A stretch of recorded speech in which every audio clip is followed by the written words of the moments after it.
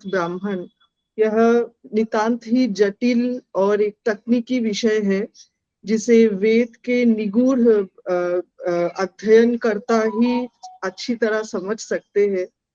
परंतु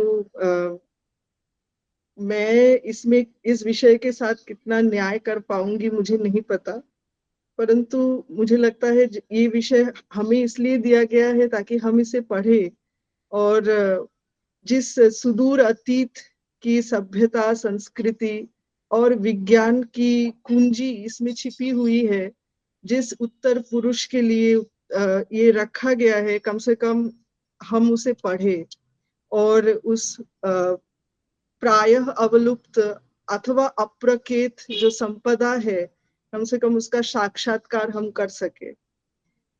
मोतीलाल शास्त्री जी द्वारा प्रणीत विज्ञान भाष्य के दर्पण या आलोक के बिना शतपथ ब्राह्मण के इस भाष्य को शायद ही पढ़ा जा सकता है इसके उस अर्थ के साथ जिस अर्थ से वो वैदिक मंत्र, वैदिक सभ्यता इस साहित्य को देखती होगी। यह देखने में बहुत साधारण एक आचार सा लगता है कि एक यज्ञ हो रहा है, एक आचार हो रहा है जिसमें किसी पुरोहित को, अध्वर्यु को शकट से हवि लाना है। देखने में ये बहुत ही एक सामान्य कर्म कांड है, आचार प्रधान लगता है। लेकिन हमारे प्रिय गुरुजी संतोष शुक्ला सर की एक बहुत प्रिय वाक्य है, त्रिकालावाधितम सत, सर बार बार बोलते हैं। तो इस साधारण से दिखने वाले शकट से हविर ग्रहण की जो प्रक्रिया है, इस प्रक्रिया में ऐसे कुछ वाक्य शतपथ ब्राह्मण में है जो देखने में बहुत साधारण लगते हैं, जैसे भूमा व अनः, अर्थात शकट ही भूमा है। अथवा एक और शब्द यज्ञो व अनः, अर्थात शकट ही यज्ञ है।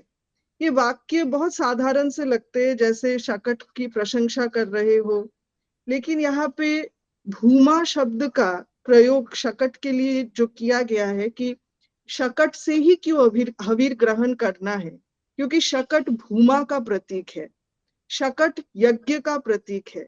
तो इस भूमा भूमा क्यों यहाँ पे इतना गुरुत्वपूर्ण है, या यज्ञ का क्या स्वरूप है, इस विषय को जब हम विज्ञान भाष्य के आलोक में समझते हैं, जैसे शास्त्री जी ने भूमा व अनः इसकी जो व्याख्या की है, जब हम उस व्याख्या के आलोक में समझते हैं कि उपनिषद में जैसे कहा गया है कि भूमा में ही आनंद है, भूमा की तरफ ही हमें जाना है, हमें गृह से हवि को ग्रहण नहीं करना है, आहरण नहीं करना है, हमें शकट से ही आहरण करना है।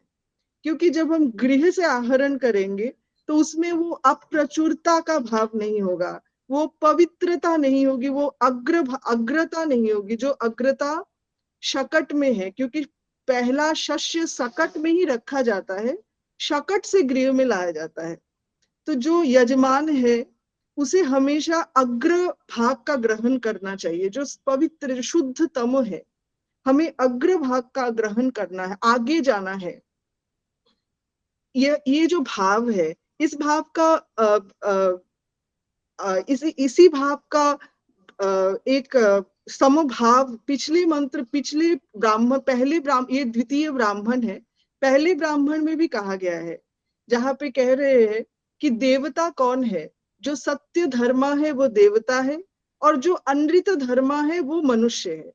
और मनुष्य का उद्देश्य है यज्ञ करते हुए सत्य धर्मा देवताओं तक पहुंचना, देवता बन जाना। ये शतपथ ब्राह्मण की लाइन है। तो ये एक ऐसा फिलॉसफी है, एक ऐसा दर्शन है जो जिसे हम धर्म कह सकते, एक वाक्य में यही धर्म है। अनृत धर्मा मनुष्य का, सत्य धर्मा देवत्व पे आरोहण। तो इसी भाव को कहते हुए ये भूमा व अनः या यज्ञो व अनः, ये जो वाक्य है इसको हमें इसी अर्थ में लेना है। शकट से हम ग्रहण करेंगे हवि, क्योंकि शकट में वो भूमा है जो आनंद है, भूमा में ही आनंद है, अल्प में आनंद नहीं है। तो ये एक प्रतीकात्मक एक क्रिया है। हमें ये नहीं पता कि ये आचार पहले है या ये विचार पहले है, परंतु चाहे जो भी हो, आचार पहले हो, जो प्राय संभवतः यही है, विचार बाद में इसमें आया हो, पर जो भी हो, ये उस त्रिकालाबाधित सत्य का ही एक प्रतिफलन है। तो इसलिए जब इन वाक्यों के मर्मार्थ को ग्रहण करते हुए विज्ञान भाष्य के सहायता से हम शतपथ ब्राह्मण को पढ़ते हैं, तो एक आलोक उद्भासित एक मानस, भारतीय मानस हमारे सामने आता है, जो चिर पुरातन होकर के भी जो चिर नवीन है, उस दर्शन का हमें यहाँ साक्षात्कार होता है। और यही प्रायः आज के इस एकविंश शतिका के एक एक अर्थ, एक आधे आधे से आधे भाग को पार करके शतपथ ब्राह्मण को पाठ करने का शायद यही प्रयोजन है कि ये हमें उस चिर पुरातन चिर नवीन त्रिकालाबाधित सत्य से जोड़ रहा है, और विज्ञान भाष्य उस सत्य तक पहुंचने की आलोक वर्तिका है। इसीलिए विज्ञान शब्द का भी मुझे नहीं पता कि इसका क्या निर्वचन पंडित लोग करते हैं। मोतीलाल शास्त्री जी द्वारा जो ये विज्ञान भाष्य लिखा गया है, विज्ञान शब्द को हमें साइंस का पर्याय ना समझते हुए अगर हम इसको संरचना समझे, वो जिस यहाँ पे इसी विज्ञान जिस ब्राह्मण की मुझे दिया गया है, उसी के भाष्य में शास्त्री जी ने संपूर्ण सृष्टि प्रक्रिया का एक छोटा सा व्याख्यान भी रखा है, जहां पे वो ये कह रहे हैं कि जो ज्ञानमय सृष्टि है वो अव्यय है, वो प्रथम सृष्टि है। तो वो जो ज्ञानमय सृष्टि है वही मेरे हिसाब से विज्ञान है, जिसके आगे कर्ममय सृष्टि है और उसके आगे अर्थमय सृष्टि है। क्रियामयी सृष्टि जो प्राण है और अर्थमयी सृष्टि जो वाक से जुड़ी है, वाक से होती है। ये उन्होंने इसकी व्याख्या की है, मैं इस पे अभी आऊंगी। तो मुझे लगता है जब वो विज्ञान भाष्य कहते हैं तो वो विज्ञान से, उसी ज्ञान अव्यय पुरुष से उत्पन्न जो ज्ञानमय भाव सृष्टि है, वो उसकी बात करते हैं। क्योंकि उस विज्ञान से ही, उस कॉन्सेप्चुअल आइडियलिस्टिक अंडरस्टैंडिंग से ही हम ये जो शतपथ ब्राह्मण के जो वाक्य है उनके सही सही अर्थ को कर सकते हैं। तो ये साइंस ऑफ यज्ञ है, अर्थात यज्ञ की जो संरचना है, यज्ञ का अर्थ, यज्ञ से संबंधित शतपथ ब्राह्मण तो एक विश्वकोश है, यज्ञ का एक इंसाइक्लोपीडिया है। इसके हर एक शब्द पारिभाषिक है और उन शब्दों का अर्थ हमें उस विज्ञान को समझकर ही आएगा। जैसे भृगु, अंगिरा, इन सभी का शास्त्री जी ने तात्विक अर्थ किया है, ऊर्जात्मक अर्थ किया है। ये सब अर्थ हमें तभी समझ में आ सकता है जब हम उस विज्ञान को समझे, जो विज्ञान से ये शतपथ ब्राह्मण का सभ्यता, संस्कृति और ये साहित्य डायरेक्टली जुड़ा हुआ है। इसलिए ये विज्ञान भाष्य अत्यंत समुचित इसका एक अभिधा है, क्योंकि ये विज्ञान है, ये स्ट्रक्चर है, ये कॉन्सेप्चुअल है। तो इस कॉन्सेप्ट के आधार पर ही हम शतपथ ब्राह्मण की व्याख्या को, प्रत्येक पंक्ति के अर्थ को अगर हम समझेंगे तो इसका एक युक्तिपूर्ण अर्थ हम कर सकेंगे। इसको साइंस के साथ जोड़ना उतना उचित नहीं होगा, ऐसा मेरा मानना है।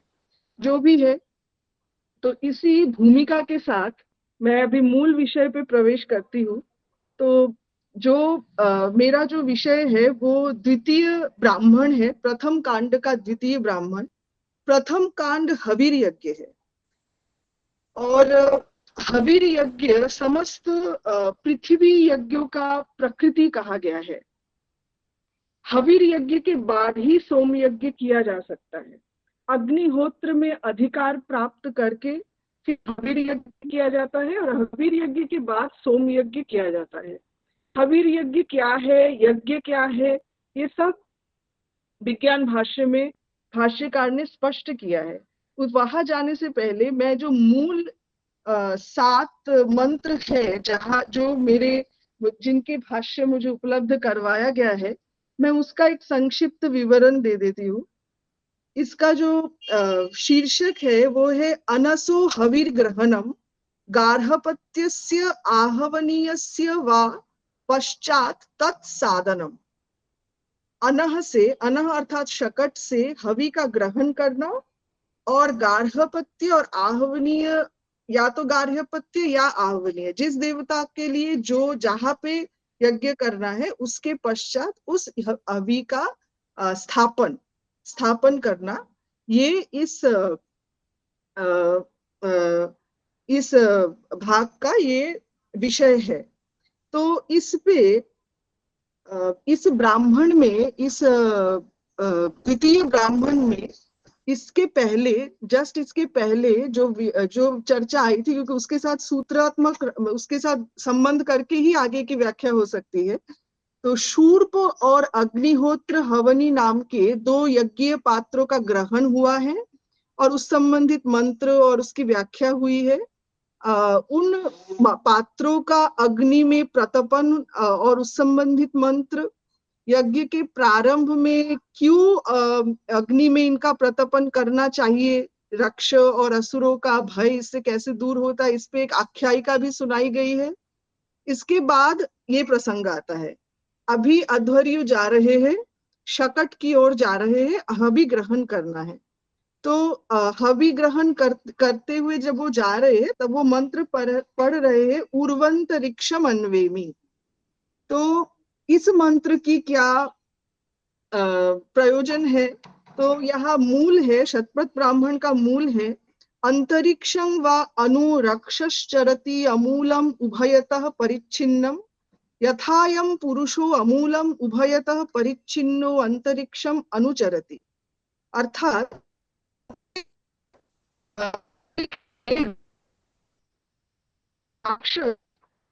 अमूल होकर के और उभयतः परिच्छिन्न ना होकर के, मतलब बाधाहीन होकर के चलते हैं। जैसे कि पुरुष अर्थात अध्वर्यु जो जा रहे हैं, वो भी अमूल और उभयतः परिच्छिन्न अंतरिक्षम अनुचरति। इसका अर्थ सायन करते हैं ऐसे कि जैसे वृक्ष पृथ्वी में अपना मूल स्थापित करते हैं, इसलिए वो कहीं चल नहीं सकते हैं, और जो व्याघ्र इत्यादि है पशु, वो जब बंधे हुए रहते हैं दो तरफ से, तब भी वो चल नहीं सकते हैं। लेकिन जैसे मनुष्य, वो अबाधित है और वो भी है, वो और भूमि की जैसे वो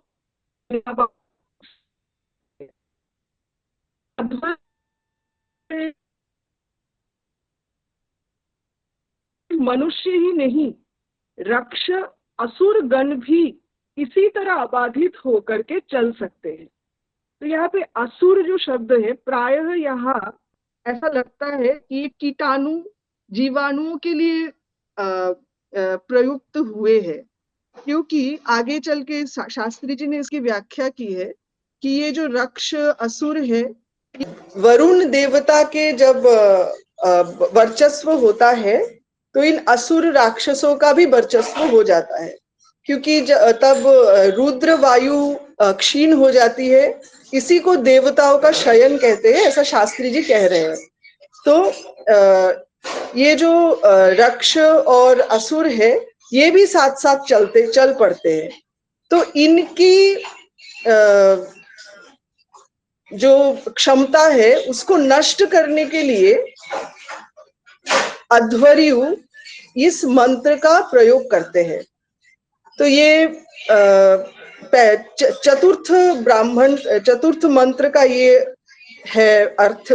इसके बाद आता है स व अनसः एव गृह्णीयात्, अर्थात हवि का ग्रहण अनस से ही करना चाहिए।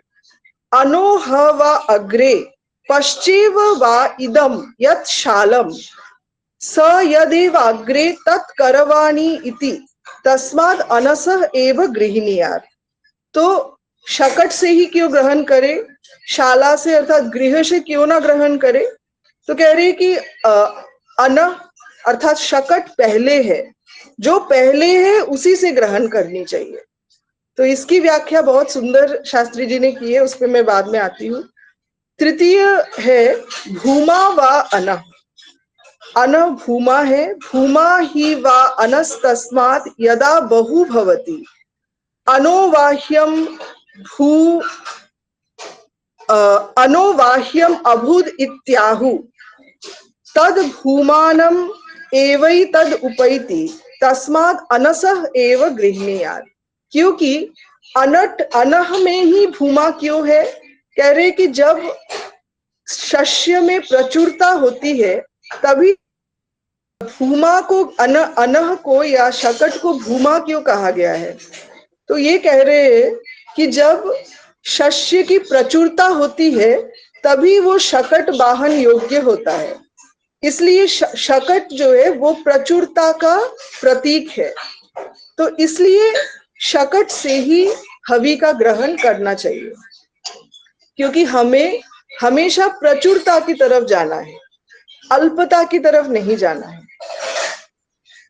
आगे कह रहे यज्ञो व अन, अर्थात शकट यज्ञ स्वरूप ही है। यज्ञो ही व अन, यज्ञ स्वरूप ही है। दोबारा इस पे जोर दे रहे हैं शतपथ ब्राह्मण।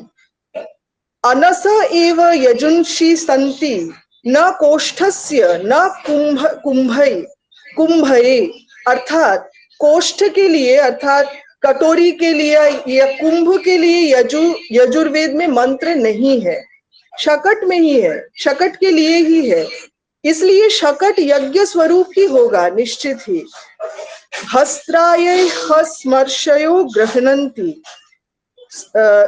हस्त्रा से ऋषिया ग्रहण करती थी। कोई पूर्व पक्ष है वो ये कह रहा है कि भस्त्रा से क्यों ना ग्रहण करे। भस्त्रा क्या है? भस्त्रा यानी चर्म, चर्म पात्र, क्योंकि ऋषिया तो ग्रहण करते थे। तो यहाँ पे कह रहे हैं कि भस्त्रा के लिए होगा कोई यजुर मंत्र, परंतु आज वो उपलब्ध नहीं है। तानी एतर ही प्राकृतानी, आज वो प्राकृत हो गई है, अर्थात वैदिक साहित्य में वो नहीं है मंत्र। तो यज्ञाद यज्ञ निर्मिमा, यज्ञ से ही यज्ञ का निर्माण करना है, ये अगर संकल्प है तो शकट से ही ग्रहण करना होगा। तस्माद अनस एव गृह्णीया। तो इस मंत्र के व्याख्यान में शास्त्री जी ने यज्ञ क्या है, यज्ञ का स्वरूप क्या है, इसका हवीर यज्ञ का क्या स्वरूप है, ये सब उन्होंने व्याख्यान किया है। आठवां जो मंत्र है वो यहाँ पे एक विकल्प दे रहे हैं शतपथ ब्राह्मणकार। उतो पात्र गृह्णन्ति, अगर शकट नहीं है ऐसी स्थिति में क्या करना है? तो कह रहे पात्र से भी आप ग्रहण कर सकते हैं। और ऐसी स्थिति में अनंतरायम ही तरही यजुंषि जपेत, अनंतराय से अर्थात जितने यजुर मंत्र यहाँ कहा गया, शकट के लिए जितना मंत्र है, जो भी प्रक्रिया है, वो सब कुछ यहाँ पे अनंतराय से आप करें, वो सब समान होंगे। स्फ्यम तरही अर्धस्ताद उपोह्य गृहिणीयात्, एक पात्र है जिसका नाम है स्फ्य। ये पात्र मैंने लिखा हुआ है, ये खड्गाकार होता है, काष्ठ निर्मित होता है, बाहु प्रमाण होता है और चतुरंगुली विस्तार युक्त होता है। तो अगर ऐसी स्थिति है कि शकट से हवीर ग्रहण नहीं हो पा रहा है और आपको किसी पात्र से हवीर ग्रहण करना हो रहा है, कैसा पात्र होगा वो भी शास्त्री जी ने लिखा है आगे चल के। तो उस पात्र के नीचे आपको ये जो स्फ्यू है, स्फ्य जिसको कह रहे हैं, ये पात्र आपको रख लेना है। तो ये जो शकट का जो युग पट्ट है, अर्थात जो कह रहे हैं, ये उसका प्रतीक बन जाएगा। तो उसके लिए बहुत सारे मंत्र हैं, तो उन सारे मंत्रों के लिए वो स्फ्य जो पात्र है वो आपका एक उसका प्रतिनिधि हो जाएगा। और यतो युनंजाम ततो विमुंचाम इति, ये हमें कहना होगा, ये मंत्र में कहना होगा। तो इस यहाँ तक व्याख्या मेरा विषय है। शास्त्री जी ने यहाँ इस मंत्र तक जो भाष्य लिखा है उसकी व्याख्या मैं अभी संक्षेप रूप से जैसे उन्होंने किया है मैं आपके सामने प्रस्तुत करना चाहूंगी। इसमें मैं ये कहना चाहूंगी कि यहाँ जो अनुवाद दिया गया है उसके साथ एक विसंगति मेरे नजर में आई है कि जहाँ पे पात्र की वैकल्पिकता बताई गई है शकट के ना होने की स्थिति में, यहाँ अनुवादकार ने, मैंने देखा उन्होंने ऐसा कहा है कि किस पात्र से लिया जाए इसका विवेचन उन्होंने यहाँ बताया। लेकिन जो अनुवाद यहाँ पे है वो शास्त्री जी के व्याख्या के अनुरूप नहीं है। शास्त्री जी ने यहाँ पे पात्र को वैकल्पिक माना है, शकट के वैकल्पिक है पात्र। और इस अनुवाद को मैंने देखा भी था और 2-3 जगह पर, जो विधुशेखर भट्टाचार्य के अनुवाद है जो बहुत प्रामाणिक है, ये बंगीय साहित्य परिषद से छपी हुई है, तो वहां पर भी ये वैकल्पिकता ही स्वीकार किया गया है कि ये पात्र वैकल्पिक है। अगर शकट नहीं है ऐसी स्थिति में ये पात्र होगा, पात्र से हम हवीर ग्रहण करेंगे और ऐसी स्थिति में अनंतराय में, अर्थात कोई भी मंत्र को छोड़े बिना सारे यजुर मंत्र का जैसे शकट से हवीर ग्रहण करते वक्त लिया जा रहा था वैसे ही किया जाएगा। तो यहाँ बस मैं संकेत करना चाह रही थी कि यहाँ जो भाष्य है हिंदी भाष्य वहां पे थोड़ा अन्यथा है। अभी मैं सीधा भाष्य पे आती हूँ। तो भाष्य में सबसे पहले जो आलोचना की गई है वो ये है कि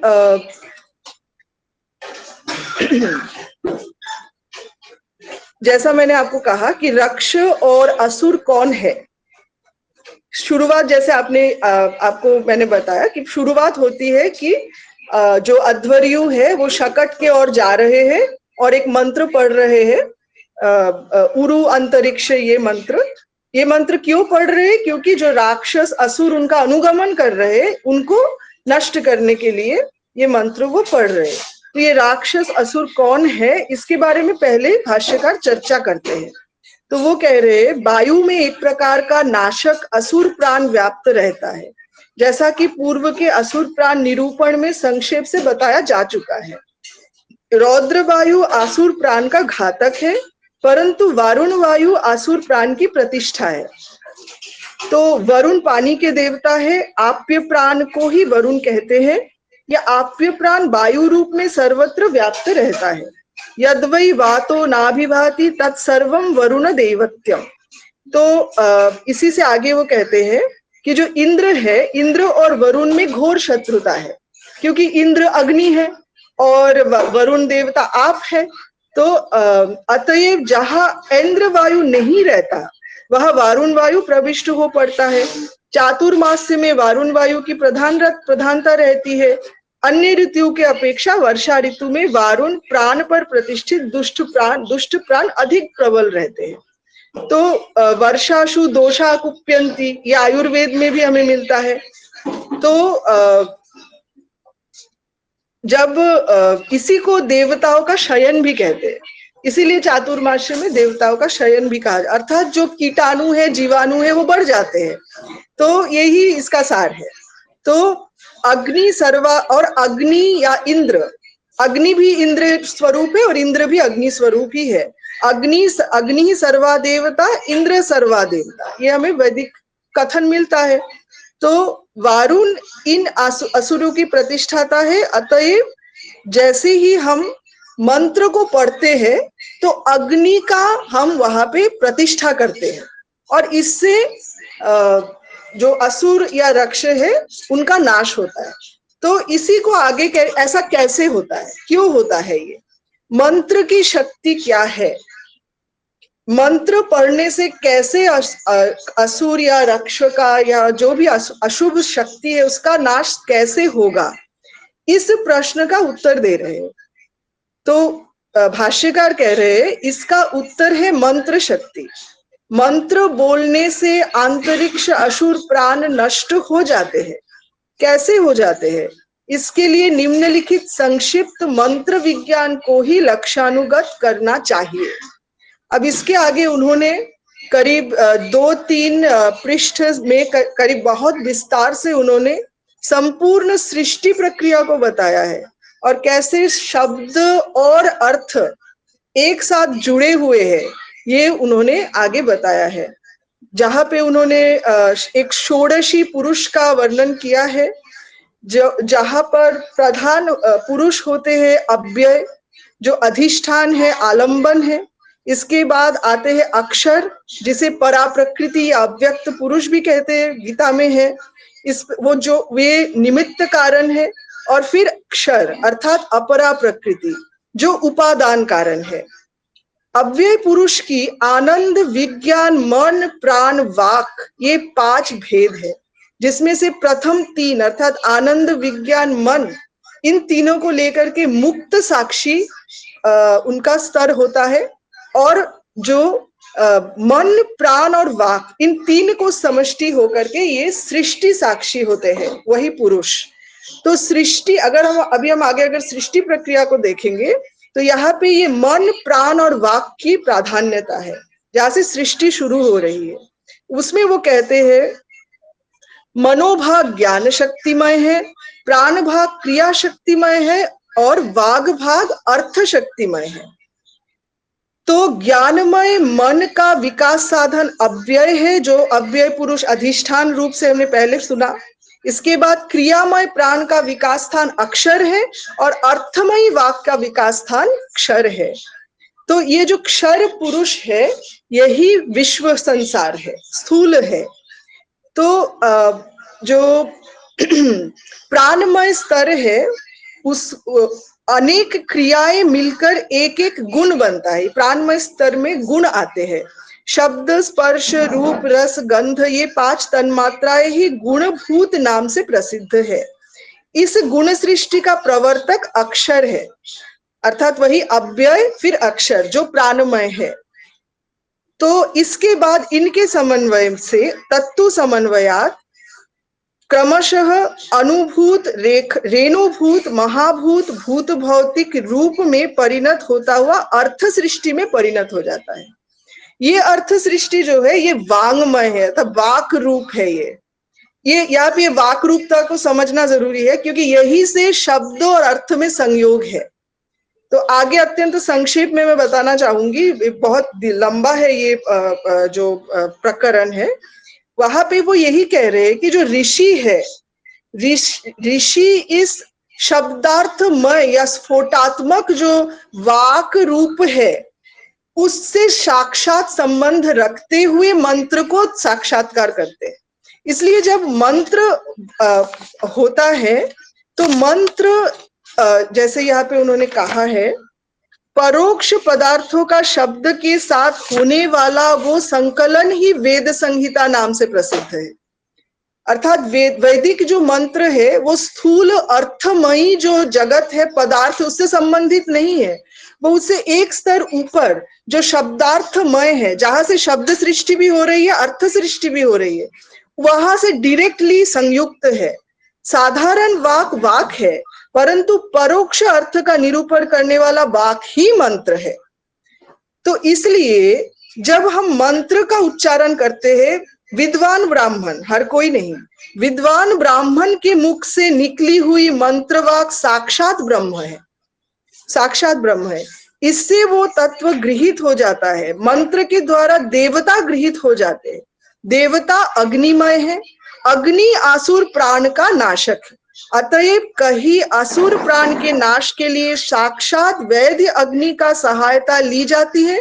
तो जहां अग्नि कर्म संभव नहीं होता, वहां इस मंत्र रूप वागाग्नि की सहायता ली जाती है। तो जब कोई जा रहे हैं अध्वर्यु हवीर ग्रहण करने, तो वो आग जला करके नहीं जा सकते असुरों को मारने के लिए। तो इसलिए वो मंत्र बोल रहे, क्योंकि मंत्र भी अग्निमय ही है। तो मंत्र वाक वास्तव में अग्नि है। ये कोट कर रही हूं मैं। शरीर का अग्नि ही वायु से धक्का खाकर उरह कंठ शिरोभाग में जाकर मुख में आता हुआ शब्द रूप में परिणत हो जाता है। इसी आधार पर श्रुति कहती है। तो इस तरह उन्होंने बहुत सारे कोट किया है। तो जिसका अर्थ यहाँ पे उन्होंने ये व्याख्यान किया है कि मंत्र में शक्ति कैसे होती है। तो ये बहुत इंपॉर्टेंट है, इसलिए मैंने इसको थोड़ा सा विस्तार से चर्चा कर लिया। तो आगे चल करके अगले जो प्रकरण है, वहां पे वो बताते हैं कि यज्ञ क्या है। यज्ञ क्या, अगर मेरा तो आगे वो चर्चा करते यज्ञ क्या है। तो इसमें भी बहुत ही गहन चिंतन हुआ है। संक्षेप में ऐसा कह सकते हैं यज्ञ के कई सारे डेफिनेशन उन्होंने दिया है। अग्नौ सोमाहुतिर यज्ञ, अन्योर्क प्राणानाम अन्योन्य परिग्रह यज्ञ, और वाचश्चित्यस्योत्तरोत्तरी क्रमो यद यज्ञ। तो 3 डेफिनेशन यहाँ पे है। तो एक है अन्न से उर्क, उर्क यानी ऊर्जा उत्पन्न होती है, इस ऊर्जा से फिर प्राण उत्पन्न होता है, और ये प्रक्रिया चलती रहती है। तो ये एक दूसरे के अन्न उर्क प्राण, प्राण उर्क अन्न, ये चलता रहता है, ये क्रम, ये एक चक्र है। तो इसको, ये सृष्टि प्रक्रिया ही यज्ञ है, इसी से सृष्टि होती है, ये यज्ञ है। तो और वाचश्चित्यस्योत्तरोत्तरी क्रम, वाक और चित्त, इनका भी यही संबंध है, वांग और मन एक दूसरे को ही सृष्टि करते रहते हैं, तो ये भी यज्ञ है। और इन सभी यज्ञों का एक डेफिनेशन में इनका पर्यवसान हो जाता है, और वो है अग्नौ सोमाहुतिर यज्ञ, अग्नि में सोम की आहुति। ये सभी यज्ञों का ये एक कॉमन स्ट्रक्चर है। तो आगे वो इनकी बहुत विस्तार से वो चर्चा करते हैं। वो ये कहते हैं कि इन तीनों यज्ञों में जो आधिदैविक सौर्य यज्ञ है वही हमारा आराध्य है। इस सौर यज्ञ के प्रभाव से ही सौर प्राण देवता पार्थिव मर्त्य भाव से निकलकर अमृत भाव में परिणत हो रहे हैं। हमारा आध्यात्मिक यज्ञ पार्थिव प्राण की प्रधानता से मर्त्य भावापन्न है।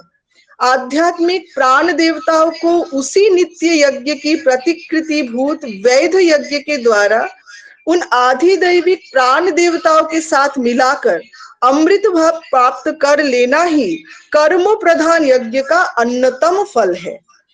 तो अर्थात ये है कि सूर्य जो है वो निरंतर यज्ञ कर रहा है, वो सौर्य यज्ञ है। और पृथ्वी में हम जो यज्ञ करेंगे, पृथ्वी भी अपनी यज्ञ कर रही है। उस यज्ञ के प्रतिकृति रूप हवीर यज्ञ जो मनुष्य करता है, उससे वो पहले पृथ्वी यज्ञ के समानता को प्राप्त करता है, और फिर उससे आगे चलते हुए वो सौर्य यज्ञ को प्राप्त कर लेता है। यही हमारे पृथ्वी में वैध यज्ञ करने का उद्देश्य है। तो इसलिए वो कह रहे हैं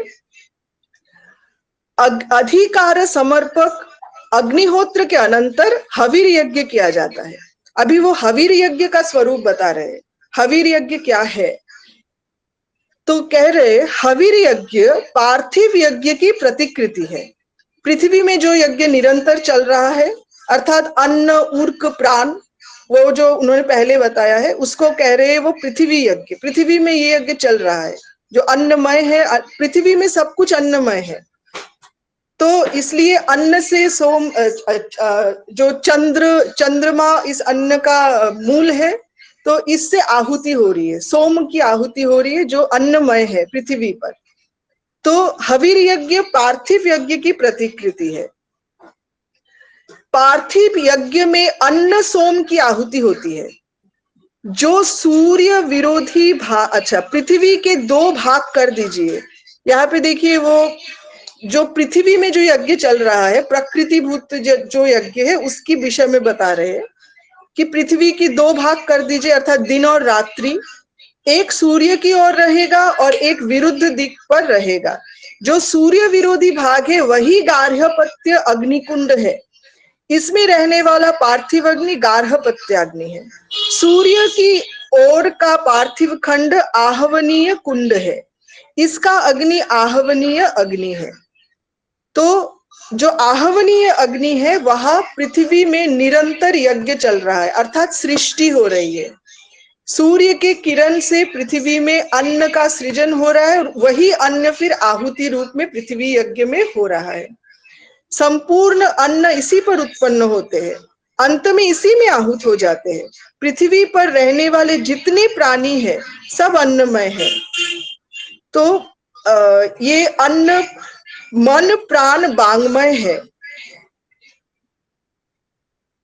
तो ये हवीर यज्ञ का स्वरूप है। इसलिए कह रहे हैं वो कि उपनिषद में ऐसा कहा गया है जो बहुत ही प्रसिद्ध है, अन्नम ब्रह्मेति व्यजना। सबसे पहले हम अन्न की ही बात करते हैं क्योंकि अन्न में सब कुछ है, शब्द स्पर्श रूप रस गंध ये सब अन्न में आ जाते हैं। इस सर्वविध अन्न की पृथ्वी में आहुति होती रहती है। इसी हवीर यज्ञ का प्रतिकृति हमारा वैध हवीर यज्ञ है, क्योंकि प्राकृतिक हवीर यज्ञ में अन्न रूप में परिणत सोम की आहुति होती है, अतः इस वैध यज्ञ में भी अन्न सोम की ही आहुति होनी चाहिए।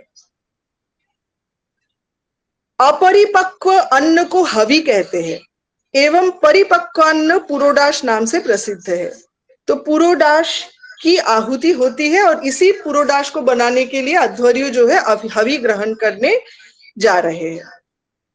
तो अभी हवीर ग्रहण मीमांसा में बहुत सारी बातें उन्होंने कही है, अभी इतना कहने का हमारे पास समय भी नहीं है। तो मैंने आपको पहले बताया था कि अग्र की शकट अग्र में है और अग्र से हमें ग्रहण करना है। अग्र भाग से ही हमें क्यों ग्रहण करना चाहिए, इसकी जो एक दार्शनिकता है, इसको मैं थोड़ा सा आपको कोट करना चाहूंगी। क्षेत्र से धान काटा जाता है, काटकर उसे सबसे पहले शकट में ही भरा जाता है, अनंतर शकट के द्वारा वो ग्राव में लाया जाता है। शकट धान प्रथम भावापन्न है, अग्र भावापन्न है। जो मनुष्य प्रत्येक काम में अरे कर लेंगे देखा जाएगा ये सोचा करता है, उसका कार्य कभी सफल नहीं होता, क्योंकि उसकी वृत्ति उस भावना से निर्बल हो जाती है। आत्मा को सदा अग्र भावापन्न ही रहना चाहिए। यदि विद्या पढ़ना हो तो सब पाठियों से पहले पहुंचे, पहले चिंतन करे। इस अग्रता से आत्मा में स्फूर्ति आती है, आत्मबल बढ़ता है एवं उस कार्य में उत्तरोत्तर अभ्युदय ही होता है। अग्रभाव से कार्य निर्भरता आती है, अतः यज्ञकर्ता अध्वर्यु को प्रारंभ से ही उस अग्रभाग की आराधना करनी चाहिए। शकट अग्रभावापन्न है, शाला में अनंतर अन्न रखा जाता है, अतः वो पश्चेव है। ऐसी अवस्था में यदि शाला से धान ग्रहण किया जाएगा तो तद्गत ओछापना आत्मा में प्रविष्ट हो जाएगा। तो इसलिए ये शतपथ ब्राह्मणकार ने इस आचार का ऐसा व्याख्यान किया है, ये कि अग्रभाग से ही क्यों ले जाना चाहिए, और ये हमें इसी व्याख्यान से समझ में आता है। ठीक इसी तरह जो भूमा के विषय में जो कहा गया है कि भूमा है शकट, अर्थात प्रचुरता में है, प्रचुरता है। उस प्रचुरता की फिलॉसफी क्या है ये हम सुन सकते हैं।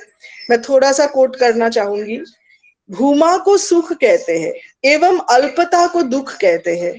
अभी मनुष्य उत्पन्न हुआ, अब क्रमशः बढ़ने लगा, युवावस्था में पदार्पण किया, विवाह हुआ, पुत्र हुआ, द्रव्योपार्जन करने लगा। यह सब भूमा भाव की ही क्रमिक वृद्धि है। जो जो मनुष्य के कोष में संपत्ति की वृद्धि होती है, त्यों त्यों सुख की वृद्धि होती है, इससे आनंद आता है। इसी सांसारिक आनंद का वैज्ञानिक समृद्धानंद नाम से व्यवहृत करते हैं एवं आत्मानंद शांतानंद नाम से संबोधित हुआ है।